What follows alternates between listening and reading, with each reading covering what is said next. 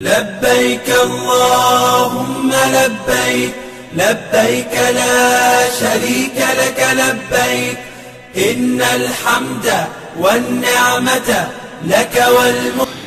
أعوذ بالله من الشيطان الرجيم. بسم الله الرحمن الرحيم. الحمد لله رب العالمين والعاقبة للمتقين ولا عدوان إلا على الظالمين، وأشهد أن لا إله إلا الله ولي الصالحين، وأشهد أن محمدا عبده ورسوله وصفيه من خلقه وخليله، صلوات الله وسلامه عليه وعلى آله وأصحابه وأزواجه وحزبه وأتباعه إلى يوم الدين وبعد. Ndugu Islam, tunaendelea na darasa yetu ya kusoma maswali na majibu, fatawa za samahatu Sheikh al-Allama Ahmed bin Hamid al-Khalili zenye kuhusiana na masuala ya haji. Na sasa hivi tunaendelea na mlango wetu wenye kuhusiana na masala ya al-ihram, namna ya kuhirimia. Na muulizaji anauliza, je, ni njia gani ambayo kwamba ni sahihi katika kuvaa ihramu? Ihramu ni zile nguo ambazo kwamba wanavaa mahujaji. Je, ni njia gani iliyokuwa sahihi? Jawabu ni kwamba njia iliyokuwa sahihi ni kuvaa shuka ya chini, yani ihramu zile zote muundo wake ni wa shuka, kama shuka tu, kama seruni au kikoi, ndio zilivyo muundo wake. Kwa hivyo moja utaivaa chini kama unavyovaa seruni au kikoi, na pili utaivaa juu. Na wakati huo huo utaacha nguo ambazo kwamba zimeshonwa. Usivae nguo ambayo kwamba imeshonwa. Hii ndio kauli mashuhuri yenye kutumika katika madhehebu zote takriban. Na halikadhalika utavaa nguo ya juu ile kwa kuzipishanisha zile ncha zake, yani utaizongeresha katika mabega yako, huku itakuwa ncha moja imekwenda huku na ya pili imekwenda huku, umefunga mabega yako. Anasema samahatu Sheikh, na kile kitendo cha kupitisha nguo chini ya kwapa, bega likakaa wazi, jambo ambalo kwamba watu wengi wamelizoea katika ihramu, sawa basi hilo ni kosa. Hilo ni kosa. Haitakiwi mtu afanye hivyo, yani isipokuwa katika hali ya kutufu tu, sawa katika hali ya kutufu, unapotufu al-Kaaba katika around 3 za mwanzo, katika mizunguko ya 3 ya mwanzo, ndio hiyo ambayo kwamba utafanya nini? Ndio utakayofungua bega lako la mkono wa kulia na nguo yako utaipitisha chini. Hivyo ndivyo ilivyo. Si kwamba ni haji nzima kuanzia tangu mtu alipohirimia mpaka amaliza au mtu kafungua bega la mkono wa kulia. Ni wakati wa kutufu ndipo ambapo kwamba utafungua bega lako la mkono wa kulia, tena katika round 3 za mwanzo tu. Zikimalizika round 3 za mwanzo basi. Anauliza muulizaji, anasema mtu ambaye kwamba kasahau mali yake katika mji wa Makka mtukufu na akakumbuka baada ya kuwa ameshaaga,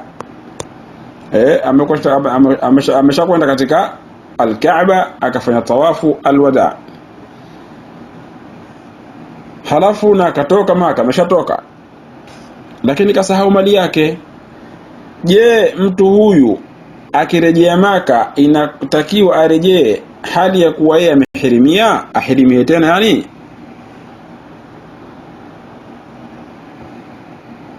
Na hata ikiwa ni siku za tashriq, yani ikiwa mwezi 11, 12, 13 ndio umetashriq,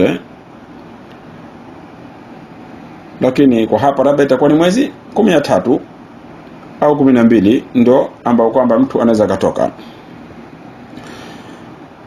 Kisha tujalie mtu huyu ambaye kwamba kasahau mali yake, tujalie mtu huyu akachelewa kule Maka. Kwa hivyo kuna mtu mwingine sasa akamfuata huyu, akatia wasiwasi, labda kuna kitu, acha nimfuate mwenzangu. Je, na huyu wa pili vile vile naye inampasa ahirimie vile vile, afanye ihramu ndio ingie Maka?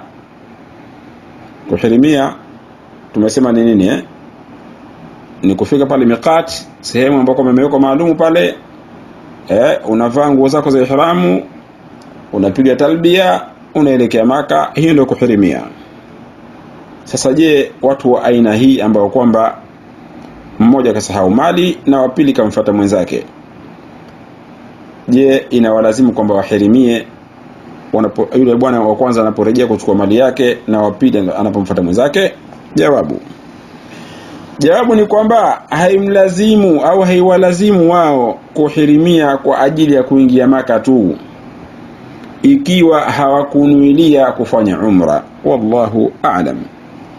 Tulisema kwa nyuma kwamba masala hii ina khilafu, kwamba wako baadhi ya ulama wanaona kwamba Maka usiingie ila muhirimia, wako wanaona hivyo, lakini kauli hii ndio kauli ambayo kwamba inakubaliana na misingi ya ilmu, kwa sababu kama vile ambavyo kwamba inaeleweka katika misingi ya ilmu kwamba jambo lolote ambalo kwamba limewekwa kwa sababu maalumu, kwa hivyo sababu ikiwa haipo na hukumu jambo hilo pia inakuwa haipo vile vile. Kwa hivyo sababu ya kuhirimia ni kwamba ukafanye nini? Ukafanye hija au ukafanye umra, na umra au hija haipo, huna haja kuhirimia. Anauliza mwenye kuuliza, je, unasemaje kuhusu mtu ambaye kwamba kahirimia haji, kenda kuhirimia kwamba yeye anakwenda kufanya hija, ndio ihramu yake, ikafanya hivyo ndio nia yake, sawa, lakini katika miezi ambayo kwamba si katika miezi ya haji. Miezi ya kuhirimia kwa haji ni mfungo mosi, mfungo pili, mfungo tatu, ndio unaweza kuhirimia kwa haji. Yeye kaja kuhirimia mwezi wa Ramadhani au Shaabani au mfungo 4 au mfungo 5, anahirimia na nili ya haji. Sasa vipi hapo hukumu mtu kama huyo? Jawabu ni kwamba imesemwa kauli ya kwanza kwamba ikiwa mtu atahirimia akanuilia haji katika miezi ambayo kwamba si ya haji, basi ihramu yake hiyo inabadilika sasa na inakuwa umra. Kwa hivyo mtu huyo ende akafanya umra, yani umenuilia haji katika miezi ambayo si ya haji, basi badala yake usifanye tena haji, ufanye umra. Hiyo kauli ya kwanza ya maulama. Na ikasema kwamba bali ihramu yake inakuwa ni batil, ihramu yake inakuwa ni batil. Kwa hivyo kuna khilafu za maulama kuhusu masala haya kwamba je, ihramu yake ile